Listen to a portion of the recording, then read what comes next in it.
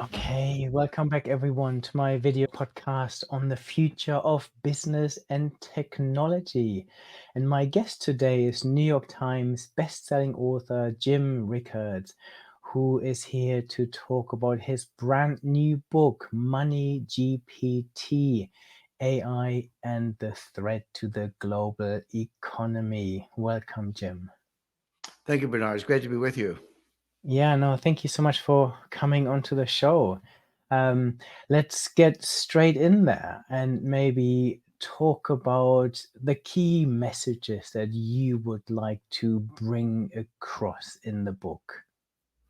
Sure. Thank you. The main message is first of all, the world's obsessed with AI. It's driving the stock market. NVIDIA makes the fastest processors that are used in AI, and those fast processors are key to actually making all these algorithms work in a timely way. And they're searching. They have what's called the training set. The training set is a set of materials that the AI algorithms kind of read or go through in order to create their output, et cetera. But you can actually buy the entire internet. It's for sale, and billions and billions of pages. Most applications don't need that much material. You're skinning it down based on your topic of interest. But the training set is enormous, and large language models are basically algorithms or equations that can be used to do word association. So that's all good, but you can't do any of that without massive processing power, and that's what the NVIDIA and AMD and a couple other chips provide. So here we are with the having solved a lot of the calculation problems and having very fast processors, and it's driving the stock market. It feels a little bubbly, but we don't need to go there. Bubbles can last a long time. They can even be right on occasion. So I don't dispute any of that. But what I'm doing, there's so much euphoria, so many tens or even upwards of $100 billions of dollars being spent on AI. Every major investment bank and on Wall Street is implementing it. Hedge funds are implementing it. Hedge funds are actually trading using AI. There might be human supervision, but you don't have human traders. Like in the in the old Wall Street type movies, the computers are actually doing all the trading, not just execution, but coming up with the ideas, et cetera. So it's all euphoric. My book, Money GPT, it's not a doom and gloom book. It's not, this is all nonsense. I think it is very powerful. I think it'll be very useful, but it's more of a warning.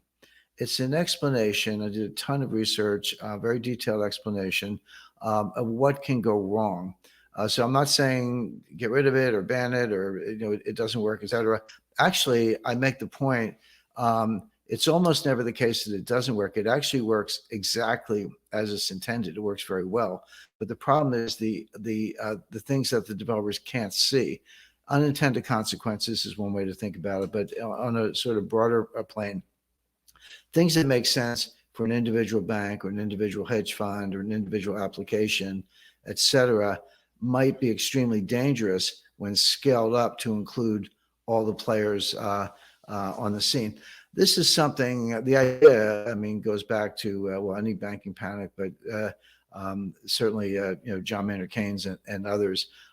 It's called the fallacy of composition. That's the technical term. But what it means is that something that may make perfect sense for an individual or a small group is dangerous and destructive when applied on a large scale.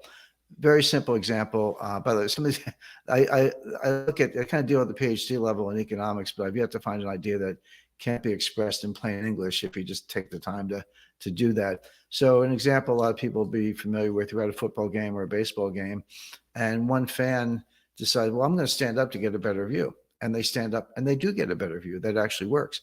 The problem is the person behind them stands up and so on. Next thing you know, the entire stadium is on their feet and nobody has a better view because they're all in each other's way, exactly the way they were when they were sitting down, except everybody's standing a little bit uncomfortable. I mean, unless it's a close game or something. But the point is something that makes sense for an individual. I'll stand up and get a better view. That's actually true. But what it leads is to a cascade where everyone's discommoded, everyone's doing the same thing. Nobody's better off. So apply that to capital markets. So let's say a market crash happens, and we'll in a separate discussion we talk about how that might actually be caused by AI, how AI can be used by intelligence services, market manipulators, and others to actually trigger a crash. But leaving that to one side for the moment, let's say the crash begins. What's the most sensible thing to do? Well, for a lot of people, we'll lived through enough crashes in recent years, kind of sell everything, go to cash, move to the sidelines, wait it out. And then when it settles in, all right, maybe tiptoe back into the markets, buy some bargains, et cetera, and off it goes, going up again. That's a very smart strategy for an individual. But again, what happens when everybody does it? All of a sudden they're all sellers, no buyers. The market's going to zero. You're blowing through circuit breakers. You're closing the markets, etc. And I talk about that in the book. So what's the remedy for that? It's human nature, but I'm basically saying that we're talking about human nature amplified and accelerated by AI. So the idea of a market panic has been around, the 14th century, the fall of the houses of Bardi and Peruzzi in Florence. I mean, that's 800 years ago. So nothing new about panics. But what is new is the speed at which they can happen, the amplifying effect, and the recursive function, what people call feedback loop, that results from AI. Now, here's the problem. So, well, can't you design AI that, if we're supposed to mimic humans, there are humans out there who kind of wait, see things going down and say, well, that's a good time to nibble, a good time to get in, et cetera. But all these algorithms, and here you really have to, you're talking about taking developers and scientists on the one hand and market participants on the other, mashing them up because you're creating systems that are going to be used in the markets. They don't actually think that way. All these algorithms are the same. You'd like to think mine's unique or mine's smarter than somebody else's, or whatever. They're not. They're basic. I know how they work. I built them myself. I built them for the U.S. intelligence community. I built them in capital markets. You're using a lot of information. You're using things that you might learn in business school. You learn on Wall Street. You learn through experience. There's a lot of mathematical theory behind the optimal way to work in capital markets. But that's the point. Everyone's working off the same ideas. And so these programs, no matter how sophisticated they are, they all kind of work the same. And you go back to the old days on the New York Stock Exchange. Now I'm talking about the 70s and the 80s. This has been kind of long gone. But there was a participant called the specialist, and the specialist was given privileges. One of the privileges was you made the market in a certain stock. You'd have might be American Airlines or ExxonMobil, whatever it was. You were the market maker in that stock. And you got to see the back of the book, which was not transparent at the time.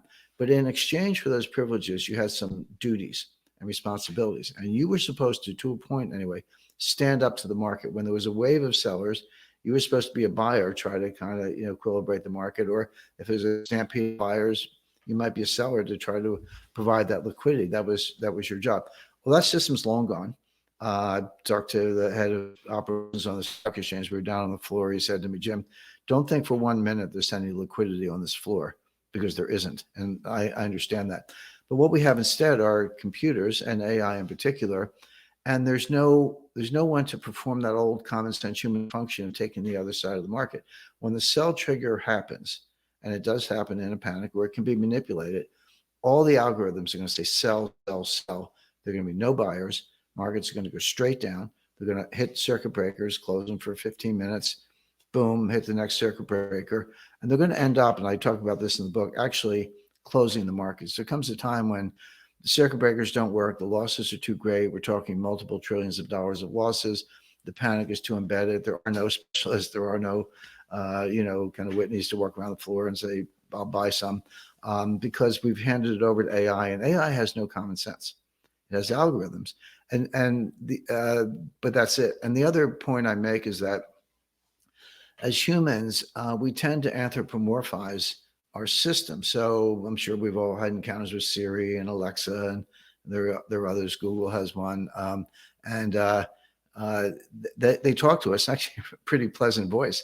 And so you almost develop a friendship with your computer. It's like, hey Jim, what do you want? What do you want the lights to be? Or dim them down a little bit, or turn them up. Or you're talking to this computer, but we tend to think of them as humans. They're not. They may have pleasant sounding synthetic voices. It's pure math. When you know how it works and you dig in, it's just math and a huge database. So they're not our friends. They're not human. They're actually not intelligent. We call it artificial intelligence. The artificial part's true.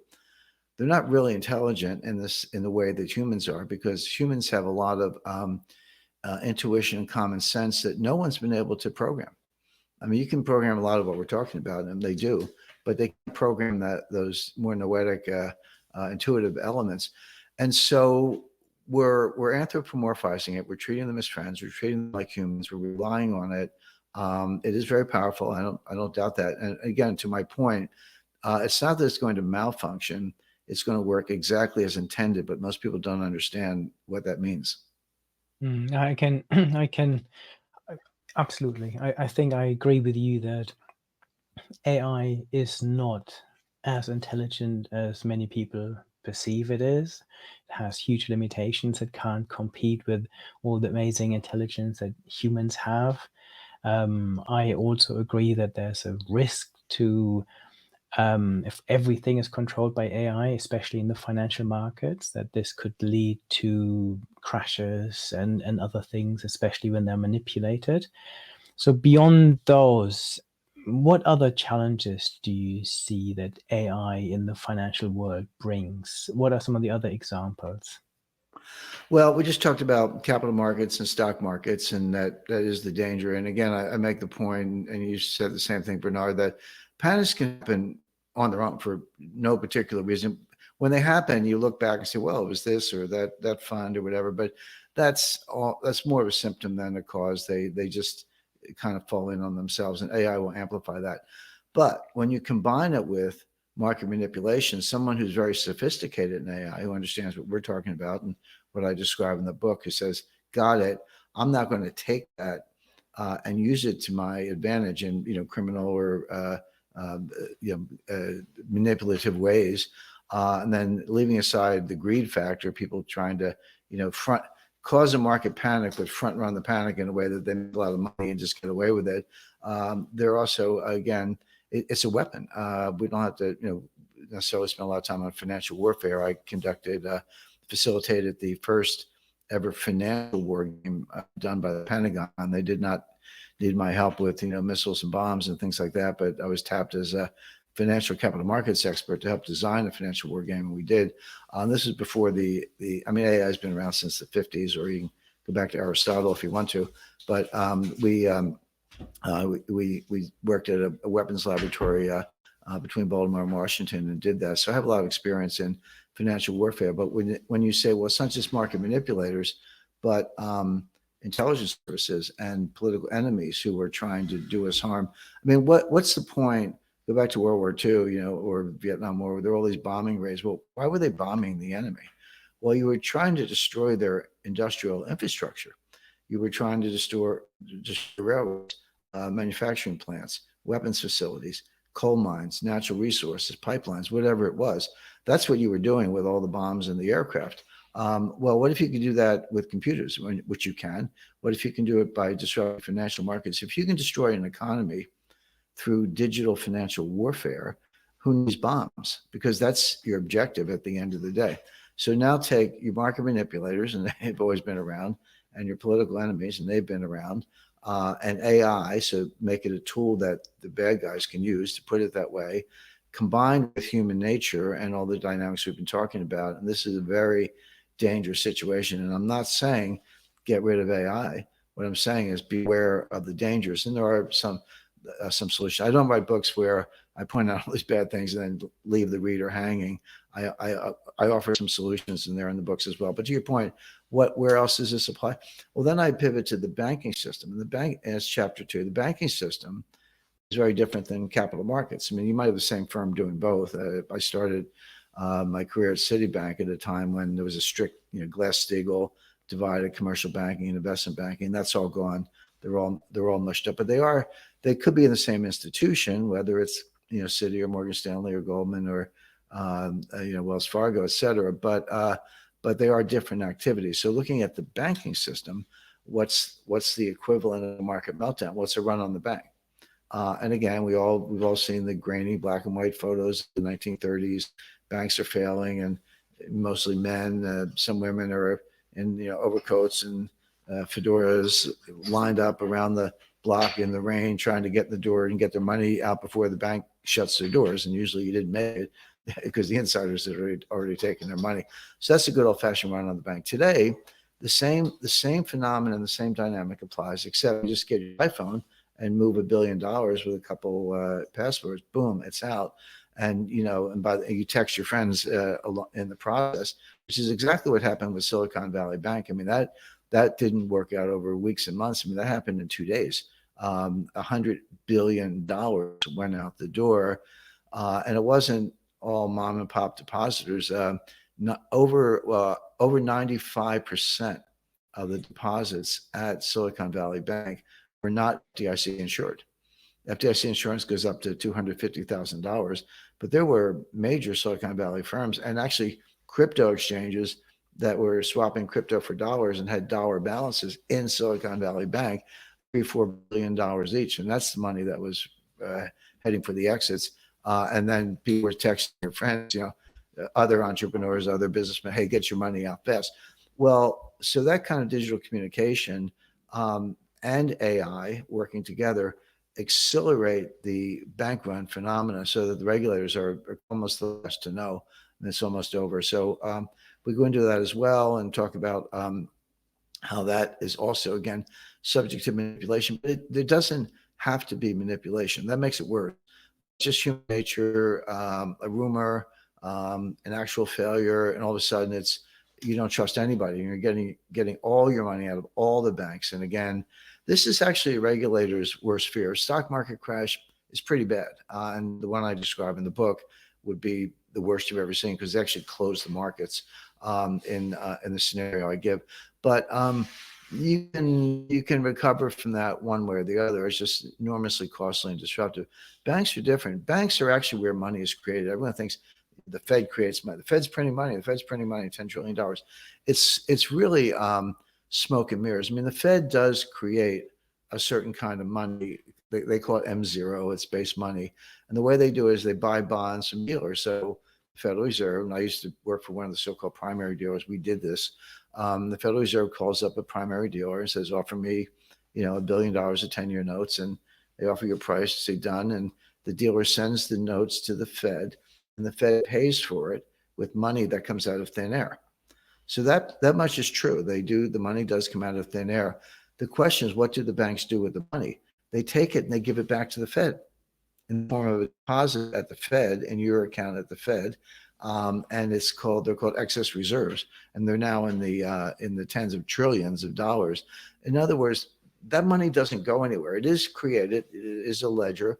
But all the Fed is doing, they're expanding the assets in terms of bonds, and they're expanding the liability in terms of deposits. But this money is not going anywhere. It's not in circulation. It's not used for anything. The money that does matter, the money that drives the economy, that can cause inflation or bubbles or just be very productive, a good form of money, comes from the banks, not from the Federal Reserve. So when you start shutting down banks and they get into a domino style sequential collapse, that's the Fed's worst nightmare. Not so much we're losing money in the stock market, but the banks are collapsing. And then again, what's the equivalent of closing the market if you have a stock market meltdown? Well, nationalizing the banks. That's what you have to do. So I'm giving extreme cases, but I'm making the point that the phenomena of a market crash or a bank run is not new. What is new is the amplifying effect of AI, the fact that it happens faster, that it feeds on itself because AI lacks nuance. It lacks the ability to say, man, maybe this bank's okay. No, they just get out of all of them all at once. And so that's another danger. And the other thing I do, Bernard, in the book is I happen to be a capital markets banking expertise. I'm a lawyer. I work for major banks and hedge funds, et cetera, throughout my career. But my other area of expertise is national security. So you can rely on the fact that in this book, MoneyGPT, I'm not talking about, genetic cures or engineering feats. Those are areas where AI may apply as well. But they're not my lanes, so to speak. But finance, capital markets, banking, and national security are. So I have a whole chapter on what it means if you put AI in the nuclear warfighting kill chain. And that they're not talking about a bank run or closing the banks or closing the markets. You're talking about the end of life on Earth. You're talking about nuclear annihilation. And, we're here to talk about my book, but there's another book that came out a few months ago called Nuclear War by Andy Jacobson. Pick it up and read it. You will not sleep for an indefinite period of time. But she goes through this, and I actually have some experience, and I've been to a number of the sites that she described. So she did a ton of research, but as a participant myself, I can vouch for the fact that she got everything exactly right. I even found some like 85, close to 90-year-old veterans of Los Alamos from 1945 who have kept secrets their entire lives, and now that they're dying or near the end of their lives, they're finally unburdening themselves with some information that was, like I say, top secret the entire time. And that's in the book. But boil it all down. By the time you say, okay, was the missile fired? Is it nuclear tipped? Is it heading our way? Who sent it? Did we try to shoot it down, etc.? Meanwhile, the missile's getting closer and closer and closer to striking the target.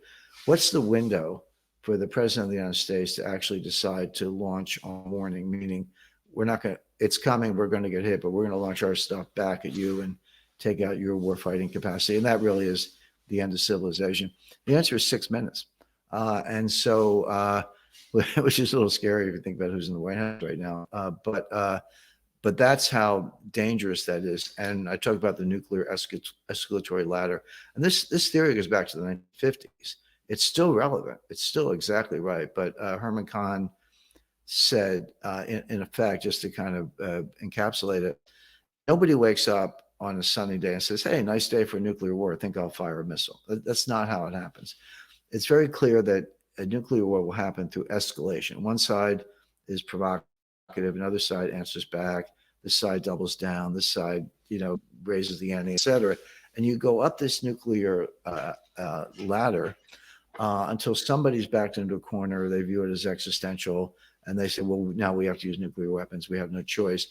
The irony there is that the guy who wasn't going to use nuclear weapons probably shoots first, because once he knows that the first guy is going to use nuclear weapons, you're always better off shooting first in a nuclear war. Very bad result, slightly better, I guess, if you shoot first. So that's how nuclear wars will happen. And so the question is, when you find yourself on that ladder, and we have several times, what do you do? The answer is take a beat, step down, de-escalate, climb back down the ladder, don't keep going. And that's what happened in the Cuban Missile Crisis. And I give several more examples of where the world, let's say the United States or NATO or Soviet Union or Russia, came much closer to nuclear war than most people realize. And I document those in the books. But in every case I document, why didn't we have a nuclear war? Why didn't that happen? Because we were on that path. The answer is, in one case, a Soviet lieutenant colonel, and in another case, another major general in the United States disobeyed orders. All the signs were, the standing orders, the data, the information coming in. Oh, we picked up missiles. The computer's saying launch. So that's all happening. And somebody said, I don't think so. I'm going to stand down. And could have been, the end of their country or put in front of a firing squad. But they used common sense and a lot of intuition. And the Soviet lieutenant colonel in particular had worked on the design of the system, so he knew it could throw up false positives. It turns out that launch signal was the reflection of the sun hitting clouds in a certain way and bouncing back and setting off radar, and the computer said launch. And he said, I don't think so. But like I say, it could have been the end of the Soviet Union if they actually were incoming missiles. He also saw about 10 missiles on the system. He said, now, if the U.S. is attacking, there would be 100 or several hundred. It wouldn't be 10. But this is the kind of thing that computers can't do. I mean, if I tell you a rule, you can write the rule, but there's so much of that is not rule-based. That is intuition. That is guesswork, intelligent guesswork, but it's still guesswork. It's actually called abductive logic. Computers can use inductive logic, which has flaws. If you've never been to Australia and seen a black swan, you can use deductive logic, which also has flaws if your major premise is false. Like you get a perfectly logical chain of deductions, but if the major premise is false, then the whole thing, if pigs had wings, they could fly, and but they don't have wings. That's the problem. Um, so the shortcomings there, but that's all computers can do. They've never been able to use what's called abductive logic. Most people don't even know what abductive logic is. The founder of that branch of philosophy was Charles Sanders Peirce in the 19th century. He was over 100 years ahead of his time. The problem with being 100 years ahead of your time is it takes 100 years for people to figure out, oh, he had it right. But the point being, the kind of, a Soviet general and or lieutenant colonel and a U.S. general disobeying orders and preventing a nuclear war, though the American was called the Russian was called the man who saved the world, probably did. Computers can't do that. And so Mm, you don't want to put AI in the nuclear kill chain for the reasons I just described. The problem mm, is there's enormous pressure to do so because the Chinese are doing it, and the Russians are doing. Russians have done this.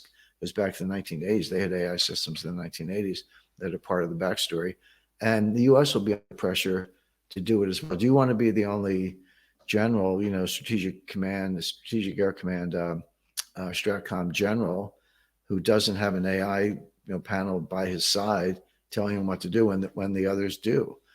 So, so I point out all these dangers again. It's not far from being doom and gloom. It's meant to sound a warning about the dangers, and maybe people can think about are there remedies to that? And there are some, including cybernetics, and or maybe we should just keep AI out of those systems, and maybe we need a treaty to make sure that happens. But I think it's timely in the sense that before AI takes over the world and we drive ourselves off a cliff, maybe we ought to tap the brakes a little bit. yes. So I find this story very chilling that a Russian commander basically overrode the system and said, actually, this unlikely to be a nuclear attack. And you paint the picture very nicely in the book, and thank you very much for sending me an advanced copy. That there are huge risks. There are risks, as you just painted, in the capital markets. There are risks for banks, and there are even risks for nuclear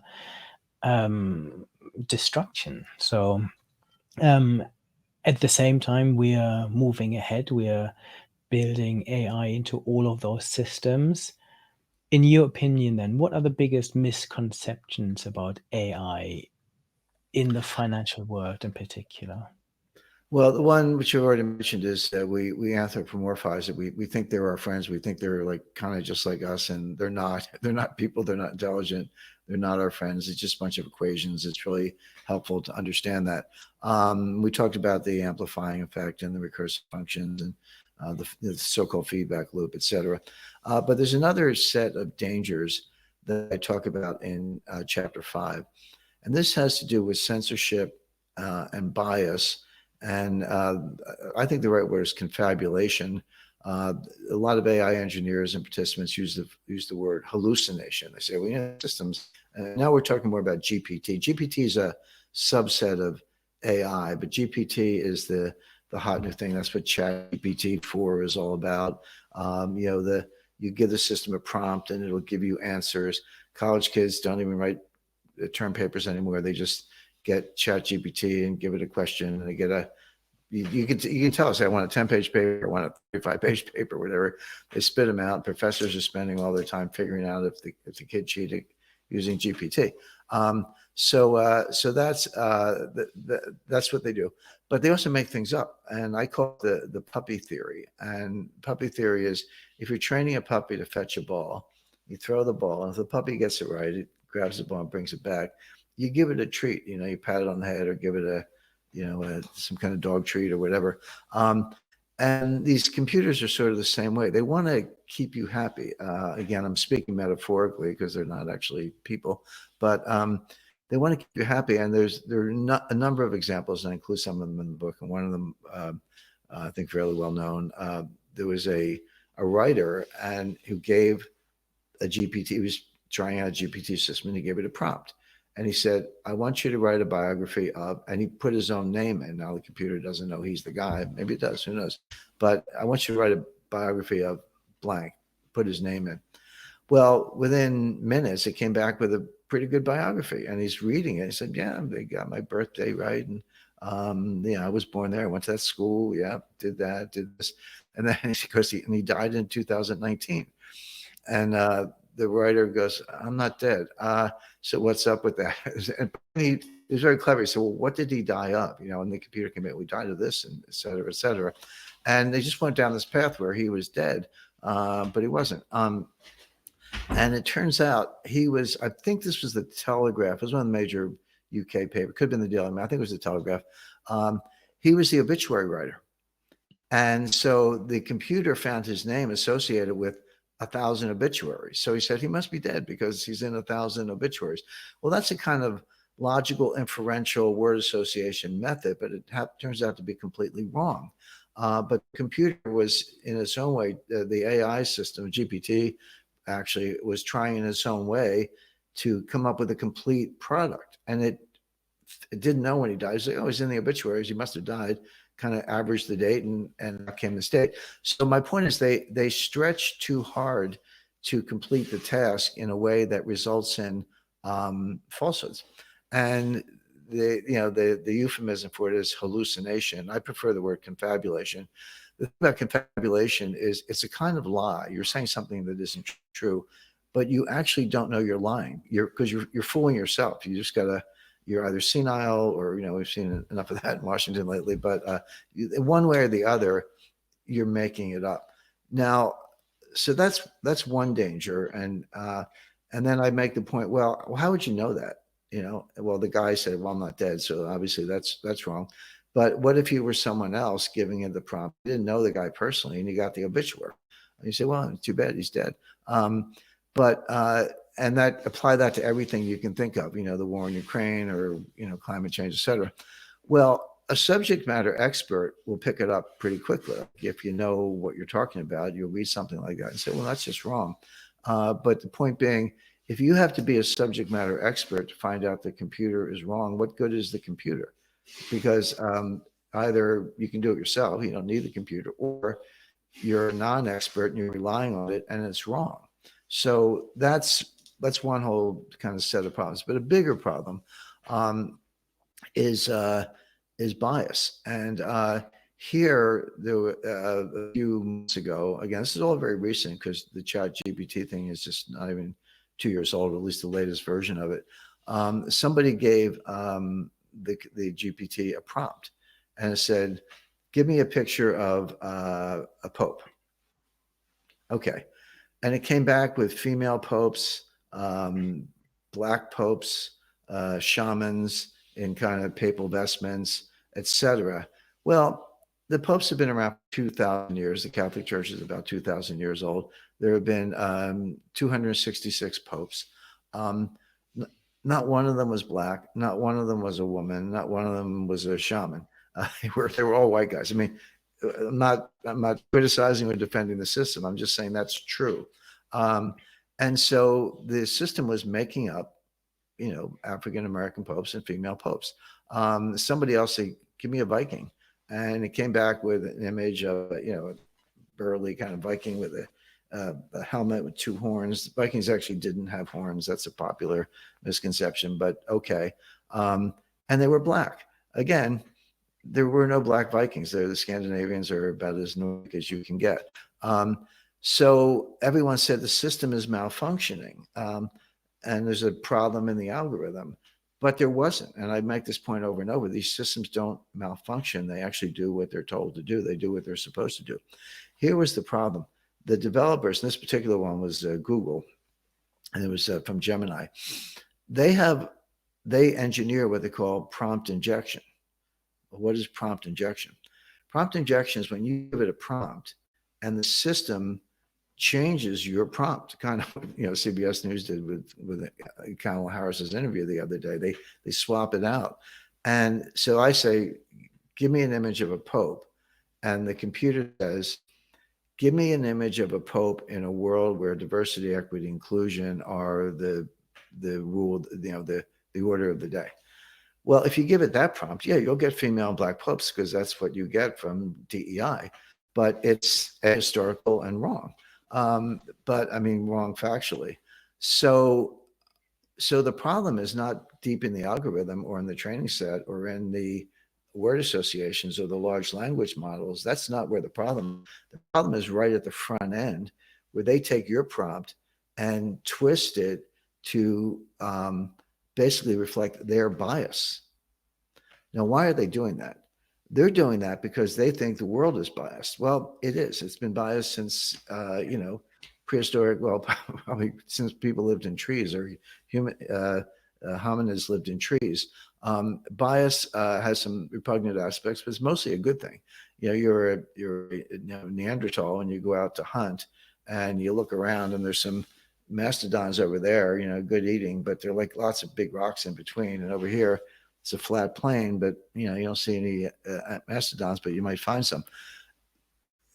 Intuition and biases go hunt in the area where you don't see any, because there won't be any European lions hiding behind the rocks. Whereas if I go over here where there's easy pickings, there could be lions and I could be dead, and that's the end of me and my family. So there we have a bias against hidden dangers that works very much in our favor and probably kept us alive. Many examples of that. So bias on the whole is a good thing. But are there bad biases? Sure. Racism, anti-Semitism, misogyny, those are biases that people have that are, repugnant in various ways. So what's the solution? Well, if you're Sergey Brin or Google engineers or people in Silicon Valley or California, whatever, the solution is, well, I'm going to scrub out the bias. I'm going to take all those bad biases and get rid of them. And I'm going to substitute my own and make the world a better place. Well, okay, but now you're lying. You're giving me outputs that are not factual, that you're ignoring, 13 billion years of the solar system or, several million years of human development. The correct solution, I talked to the top people in Silicon Valley about this. I mean, I had my own views, but like I said, I was in a conclave in Santa Fe not long ago, and had the ability to talk to the top people. They said the answer is leave the bias in the training set. It's there. It's just there, whether you like it or not. But then use how do you deal with it? How do you deal with the output? Education, subject matter expertise, discretion, training. See the bias, know it's a bad thing, but don't try to scrub it out, because you're just fooling yourself. You'll pretty quickly get to a world where you ask for a history of the Third Reich and there's no anti-Semitism because that's a bad thing. Or, it's the history of America, there's no slavery because that's a bad thing. So that's one problem. But Silicon Valley is not doing that. They are trying to eliminate bias. In doing so, they're creating all these false outcomes. And we get to a point where people won't even know. Another point, related but really separate, is what's in the training set. Well, the training set's the internet. Well, the internet has really only been around in its current form since 1996. I know there were antecedents, but and the growth in the pages is exponential, super linear. And so most of the internet, even though the whole thing's there, most of it has actually been created fairly recently, because just as I say, the exponential growth in content. Well, what's in there? That's the world of DEI. That's the world of men in women's bathrooms, men boxers punching out women in Olympic boxing, and a lot else, and which has its own bias, its own problems. And so now you almost don't even have to do the prompt injection to steer the result in the way you think is desirable, even if it's false. The content is so biased the other way, not racism and anti-Semitism, but actually it would have a bias in favor of anti-Semitism, if you want to use recent events as a baseline, that you almost don't have to use prompt injection, because there's been so much brainwashing and propaganda that the training set, again, the computer doesn't know any better. It just reads all this stuff and correlates it. The training set itself is heavily biased in the opposite direction of the biases that Silicon Valley finds repugnant. And my answer, and the answer of others, because I've spoken to other people about this, is leave it alone. Don't scrub it. See what it is. Don't Don't, turn a blind eye to bad things, but be enough of um, a mature intellectual, fact-based person, a person who can do his or her own filtering. You don't need computers to do it for you, and let it be, and get good results, get good factual results. And my point is that, so who are the gatekeepers on AI GPT? Who are the gatekeepers? It's Facebook, Google, OpenAI, not a public company, but they're big in this, and Microsoft, and a few others. Who are they? These are the same people who lied to you about COVID, told you the vaccines work. They don't work. They're not vaccines. Pfizer and Moderna made those are experimental gene modification treatments that get into all your organs and are causing a lot of fatal side effects. They're not vaccines. They never stop the spread. In December 2022, 5 million Americans who were double vaxxed and boosted got COVID. That's just those in the Johns Hopkins database. By the way, I said that in an interview in Seattle, and they pulled my mic. I said, "Well, I'm sorry, I'm right because I have the data." Um, but so 5 million Americans who were double vaxxed and boosted got COVID. So that's enough to tell you that these things don't stop you from getting COVID. They don't stop the infection. They don't stop the spread.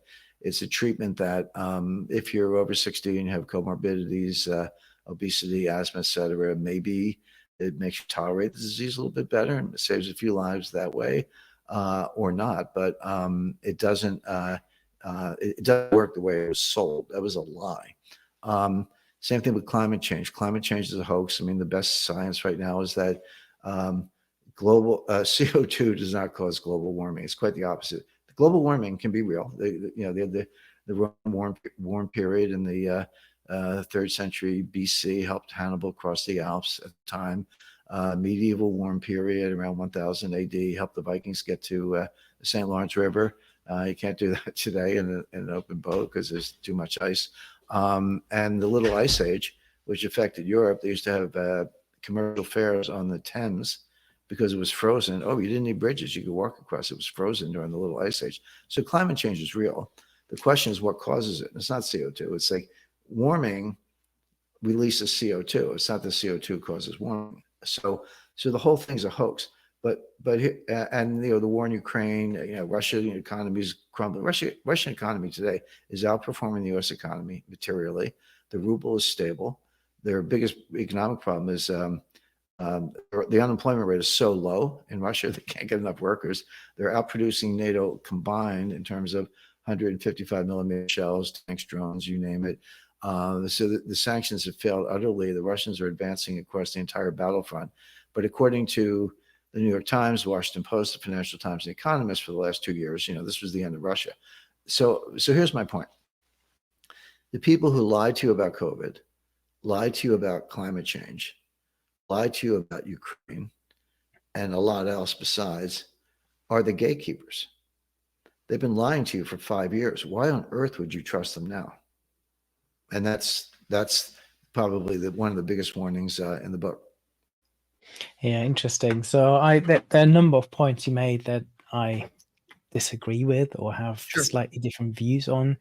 I completely take the point that one of the points you were making is that we use GPT models to regulate and control financial markets. That's dangerous. But we can create hybrid models that combine the power of language models with the power of more traditional AIs that don't hallucinate to combat this a little bit. I also agree with you that there are clearly challenges in how we fine-tune some of the large language models for bias, for example. And I guess the world has been so biased, and these systems are now being used to create lots of content, from images to articles, and we don't want to perpetuate these biases. So Google has a big challenge, because if they create an AI that creates pictures and you write a prompt saying, hey, please give me a picture of a doctor or a pope or a president, they would always be male, because this is the historic bias. Do I only want to create pictures of male doctors? No. Do I want to then almost overcompensate and then create black Vikings and black and female popes? This is, I think, a challenge that those tech companies are working on at the moment. And Uh, that, yeah. Yeah, but not to put words in your mouth, but let's just say hypothetically, and I don't know what your views on these things are. It's a separate conversation. But let's just say we agree. We're sorry. Let's say we disagree on climate change. And again, I don't know what your views are, but let's say hypothetically we disagree. That's a debate. You and I could do another broadcast, and you could have one view, and I could have another view, and I'll bring my evidence, and you bring your. Fair enough. But that's not what's going on. What's going on is that one view is being censored, crushed, deplatformed, disabled, pushed way down the rankings, et cetera. That's not a debate. That's substituting one bias for another, or substituting a bias for good science, depending on your view. So how do you respond to AI optimists who might disagree with your warnings about the dangers of AIs? Uh, get ready. I mean, get ready for exactly the kinds of collapses I've been talking about. I mean, my track record of accurate forecasts is pretty good. I I said Trump would win the 2016 election at a time when 95%, or the odds of Hillary winning were 95%, according to every pundit. I stood in the London Eye with a film crew. You can actually rent the capsules in the London Eye for two turns. So you never saw a crew set up and break down so fast in your life. But it was on June 20th, 2016, just a few days before the Brexit vote. And I said the UK is going to vote to leave, and buy gold, short sterling, and for months afterwards, like, thank you. Some people saying, "Hey, thank you for putting my kids through college because I followed your recommendations and made a ton of money." But at that time, the betting odds and the polls were about 75% Remain, and I said they're going to leave. So my point is, I have my own methodology, and I build AI systems. I built them for the CIA. I know how these things work, but I also know the limitations, and I use a lot of other inputs, including anecdotal evidence. I mean, I got the Brexit thing with a lot of sources, but I was in London, which was the heart of Remain, and I talked to taxi drivers, waitresses, bartenders, chambermaids, etc. I couldn't find one person who wasn't voting to leave. And I said, well, I'm in the heart of Remain, and I can't find a Remain person, so this is not going to go well for the Remain crowd. It was all city bankers. The reason the betting odds were skewed because they went into, Paddy Power or Ladbrokes or whatever, and they were making bets, $10,000 bets on Remain, and those odds, the betting odds are weighted. They're weighted by money, and so a lot of you have to understand how a lot of that data is skewed, but. But my point being, yeah, if you think that, I'm not saying you personally, I'm just saying if the Google engineers think that taking my plain vanilla prompt and twisting it to reflect what you, not necessarily me, but what you consider a desirable outcome, if that's how you're going to run this, then get ready for exactly the kinds of fiascos I'm describing. Interesting. Yeah, and I I definitely have different views on on Brexit, on Sure. vaccinations, on climate change, but is I'm always fascinated to have those conversations and hear other points of views. Um, to finish off, then, what are your most important takeaways from your book that you would like to send out to anyone watching, listening, especially in the business context? Um, be aware of the dangers, which we've talked about in this interview, and then think about remedies. For example, I said cybernetics. I didn't really explain what it is. Cybernetics comes from a Greek word that actually literally means the helmsman, the person steering the boat. And so right now we have circuit breakers on the New York Stock Exchange. Actually, all the major stock markets, um, almost all of them have some kind of circuit breaker mechanism. Ask yourself, are they too crude? Are they too abrupt? Are they tuned in such a way that they'll actually accomplish the result? Cybernetics would say, when you get a selling wave and you're heading right for that circuit breaker, and then you're just going to shut down the market like that. I compare it to, like, you're driving on ice and you slam the brakes. Well, I can tell you what's going to happen. Your car's going to spin out of control. You don't know where you're going to end up. But if you keep two hands on the wheel and tap the brakes, you might be able to slow it down and keep it under control. So is there a way of um, choking? In other words, basically, if you're over the sell orders, just say, okay, we're only gonna fill 10% of the orders from now, and just do it on a continual basis, not an abrupt basis. So we're going to tap the brakes and try to slow the market and give humans time to react. That's one of many, but it's an example of, instead of a blunt instrument, which is what a circuit breaker is, how about cybernetics, where we just, hey, it's heading that way. Let's dial it down, dial it down, dial it down, like putting washers in a faucet so the flow isn't so great, and just start. Don't shut the markets right away. Maybe hopefully not shut them at all, but just limit the order flow in such a way that the all the power on one side is mitigated, the collapse is slowed, not ended, but slowed, and give people time to react. That's just one example. In the nuclear warfighting kill chain, I just keep AI out of it. Just period. Keep it out of it. Don't let it make decisions.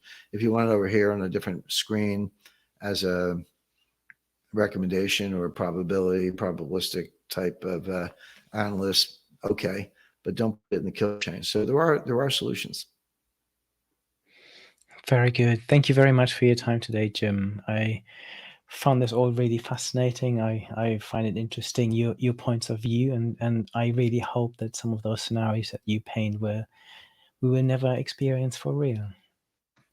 Hopefully the book can contribute to that. Thanks, Bernard. Thank you very much. And for anyone who ever wants to rewatch this, simply head to my YouTube channel or any podcast platform